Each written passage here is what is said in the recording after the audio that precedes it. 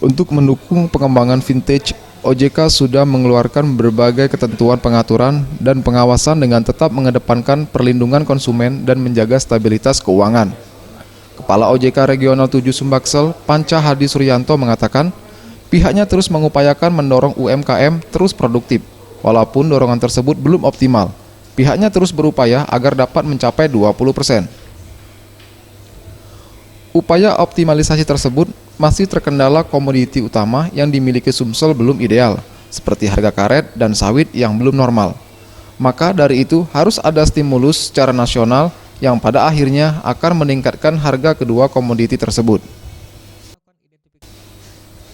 Ia menghimbau kepada pihak bank agar terus berhati-hati, agar jangan sampai penjualan kredit yang terlalu agresif tapi berdampak non-performing, yakni terdapat kemungkinan di mana nasabah telat pembayaran atau sampai dengan tidak mampu membayar atau bisa disebut kredit macet. Nah, ini memang kita memang masih belum optimal ya, makanya kita dorong supaya bisa mencapai 20% gitu ya. Nah, kalau dari sisi kurnya bagus gitu, tapi dari sisi UMKM-nya ini yang memang kita harus dorong gitu ya. Nah, ini memang agak berat dan kita juga harus ingatkan satu sisi kita ingin dorong ke produktif gitu ya, tapi kita juga menginginkan bank itu juga hati-hati.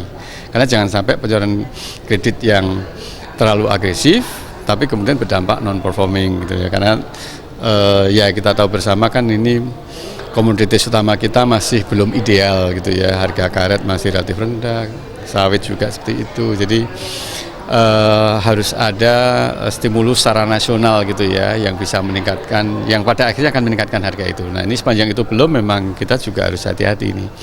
Tapi saya kira